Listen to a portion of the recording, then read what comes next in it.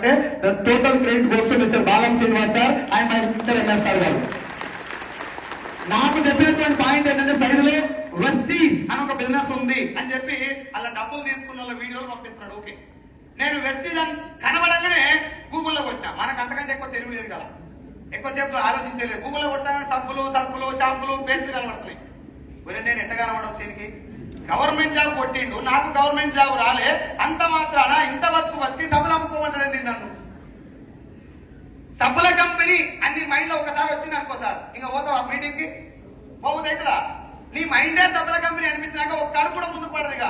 ఏ time ఉన్నప్పుడు వస్తుంది తీరా ఊరికే దమాక్ తినకని చెప్పేదానికి. నాకు శ్రీన్ సార్ చెప్పిన ఒకే ఒక మాట, నువ్వు జాయిన్ గా ఆధార్ కార్డు బిజినెస్ చేయి. నో, సైదులో ఇలాంటి ఒక బిజినెస్ అవకాశం ఉంది అని తెలుసుకోరా. ఖాళీ ఒక మీటింగ్ ఇదేందో అర్థం చేసుకో. ఇప్పటిదాకా ఏపీ తెలంగాణలో 198 మందికి డైరెక్ట్ సెల్లింగ్ బిజినెస్ మీద అవగాహన లేక కొన్నింటిలో పైసలు కట్టి మోసపోయిరుగా. నేను జాయిన్ అవ్వమని అడుగుతున్నాను. మార్కెటింగ్ లో ఉన్నావు కాబట్టి పూర్తి అవగాహన తోటి పూర్తి స్పృహతోటి మీటింగ్ వచ్చి ఒక 15-20 నిమిషాలు టైం స్పెండ్ చేసి ఇదేందో తెలుసుకోన్నాడు. నాకు 4 నెలలు చెప్పింది ఒకటే తరం, మీటింగ్ రా ఇదేందో తెలుసుకో. ఒకవేళ శ్రీన్ సార్ నన్ను తెలుసుకునే నా దోస్తు కదా జాయిన్ కాదు తెలంగాణ బాధలు ఎత్తేమడే తెలియదు. ఫ్రెండ్ ఒకవేళ ఏం చేస్తుండగా నీకేగా చెప్పేది, ఓకే నేను జాయిన్ అయ్యా నువ్వు కూడా జాయిన్ గా అంటే జాయిన్ అయ్యేటోని. కానీ శ్రీన్ సార్ వాస్ వెరీ క్లియర్. సైదులో I'm not asking you to join. నేను ఇంతకు ముందు ఈ బిజినెస్ గురించి చాలా నెగిటివ్ తోటి ఆలోచించిన, కానీ ఈ బిజినెస్ గురించి నాకు అర్థమైనాక నేను రమ్మని చెప్తున్నారా, ఆ మీటింగ్ ఒకసారి విను అన్నాడు. నాకేమనిపిస్తుంది అంటే సబ్బుల కంపెనీల మీటింగ్ ఏముంటుంది, సబ్బు తీసి ఎట్టేట రుద్దుకోవాలని చెప్తారా? ఏంది ఇట్లా అనిపించారు నా మైండ్. నెత్తి మీద పక్కన కూర్చుంటే అయ్యే డబ్బులు వచ్చి పడతాయి. అదే చెప్తారుగా బ్రహ్మానందం, దేవుడు చేసిన మనసులో దరిద్రం నెత్తి మీద డిస్కో ఆడినప్పుడు ఆలోచన దరిద్రంగా వస్తాయి. సార్ ఇట్లా నేను మీటింగ్కి వెళ్ళే. సీన్ సార్ ఫైనల్ ఏం చేసినట్టే వెస్టీజల్ వదిలిపెడతారా సార్, వదిలిపెడతారా? వదలబొమ్మాలి అనేది బయట కాదు, మా దగ్గరనే. నిన్ను చెప్పి మీటింగ్ తీసుకురావాలి. మంచా చెడా మీటింగ్ వచ్చిన కాబట్టి జాయిన్ గాని ఎవరైనా అడిగినా తెలుసుకొని పొమ్మని చెప్పిరా.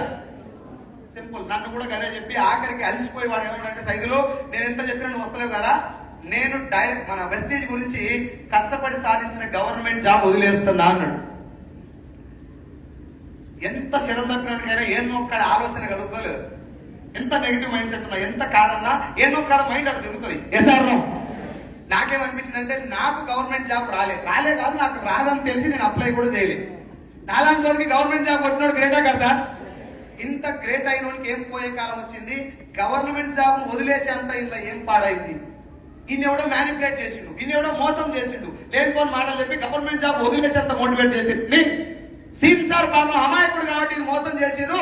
మన కొంచెం తెలివికల్లో ఉన్నాం కాబట్టి మీటింగ్ పోయి మోసం ఎట్లా చేసిరో తెలుసుకుందాం. ఒకసారి ఆలోచించరు మీరు, మన దరిద్రమైన ఆలోచన ఎంత ఖతర్నాకు చూడు.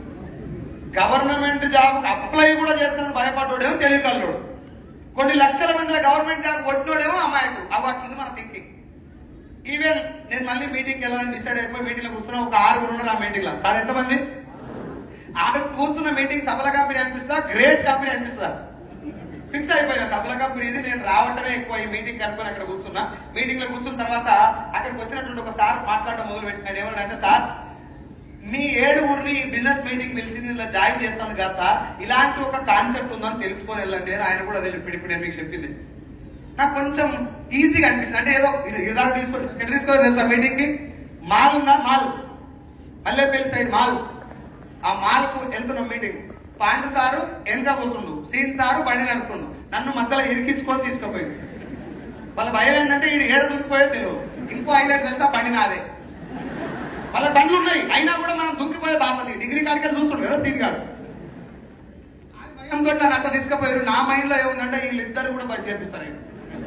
తెలుసు నాకు ఇట్లాంటివన్నీ మందిని ముంచేయడం, వీళ్ళకి ఏదొక మునిగితా నేనెందుకు మునుగుతా అని చెప్పి పోయి కూర్చున్నా. ఆయన కూర్చున్నాక నా మైండ్ ఏమనిపిస్తుంటే ఇంత బలవంతంగా ఇంటి దాకా తీసుకొచ్చినట్టే ఎంత కొనిపిస్తారో నాతో, ఎంత అంత కడతారో, నాకు ఏమేమి కూర్చుకుంటారో నా దగ్గర. ఆయన చెప్పి నేను సార్ మిమ్మల్ని జాయిన్ చేస్తాను వీళ్ళు ఇదేందో తెలుసుకోండి అన్నాడు. నాకు చాలా ఫ్రీగా అనిపించి కూర్చున్నా. 15 మినిట్స్ ఆయన చెప్పినటువంటి డైరెక్ట్ సెల్లింగ్ ఫండమెంటల్ జాబ్ అర్థమైన తర్వాత నా మైండ్ మొత్తం క్లియర్ అయిపోయింది. ఇంటికి వచ్చిన తర్వాత ఒక 6 నెలలు నా మీద నేను వర్క్ చేసుకున్నా. డైరెక్ట్ సెల్లింగ్ కాన్సెప్ట్ చాలా నీట్ ఉంది, చాలా సింపుల్ గా ఉంది. దీంట్లో జనాలు మూసబెట్టి చుట్టంతా ఎక్కువ బట్టలని చెప్పుకోవాల్సిన అవసరం లేదు. Simple concept direct selling. నువ్వు మోసపోవడానికి కళలో కూడా అవకాశం లేనటువంటి ఇండస్ట్రీ. ఇదే ఇండస్ట్రీలో మోసాలు చేసేటువంటి ఫేక్ కంపెనీలు ఉన్నాయి, కొన్ని లక్షలు ఉన్నాయి. అలా తొందరగా డబ్బు వస్తుంది.